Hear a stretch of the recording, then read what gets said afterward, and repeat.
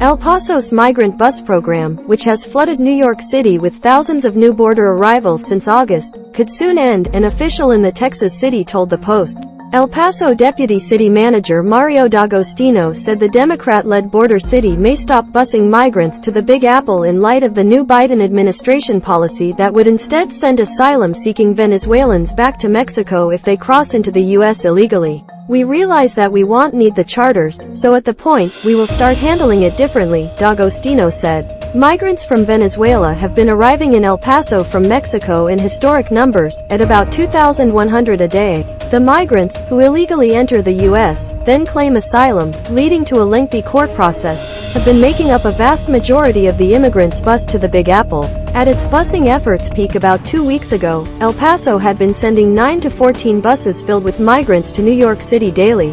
El Paso may soon stop sending buses of migrants to New York City, according to a city official. Go Nakamura for New York Post. But since Biden announced that Venezuelans could be kicked out of the country under the Trump-era Title 42 rules, the bus numbers have dropped to 4 to 8 vehicles daily.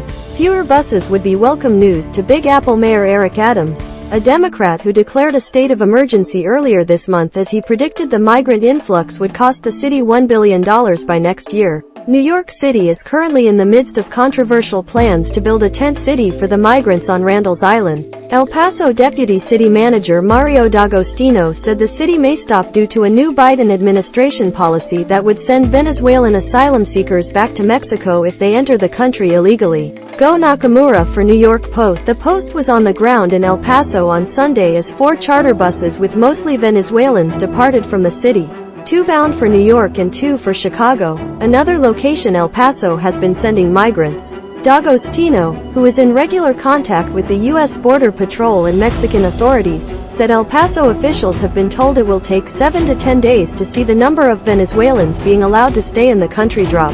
Currently, only some immigrants from Venezuela are being expelled to Mexico, and the criteria for who gets sent back and who gets to stay in the U.S. is still unclear. Previous one of 4 next D'Agostino said the city realized they won't need the buses anymore. El Paso has been sending 4 to 8 buses a day since the new Biden administration policy was announced. El Paso was sending 14 buses of migrants a day to New York City 2 weeks ago. Asylum-seeking migrants lining up for a bus outside the Migrant Welcome Center in El Paso, Texas on October 16, 2022. It's also unknown how many Venezuelans who are returned to Mexico will try to cross back into the country illegally. El Paso's busing program, separate from Texas Gov. Greg Abbott's efforts, was created in August as a response to the surge of Venezuelans arriving in the border city. Those without a family member or friend to send the immigrant money to move on were stuck in El Paso and threatened to collapse the homeless shelter system. In September, the city was forced to release immigrants onto the streets to sleep, a nightmare scenario for local leaders.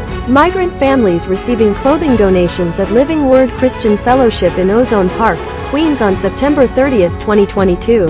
Stephen Young for the New York Post. Asylum-seeking migrants from Venezuela crossing the Rio Grande River to enter the U.S. again on October 15, 2022 after previously being expelled. Go Nakamura for New York Post. The number of migrant buses that El Paso might send out of state each day is decided by 8 or 9 the night before, after local leaders look at how many beds they have available in the city's network of shelters and how many immigrants don't have money to move on to their final destination cities, D'Agostino explained.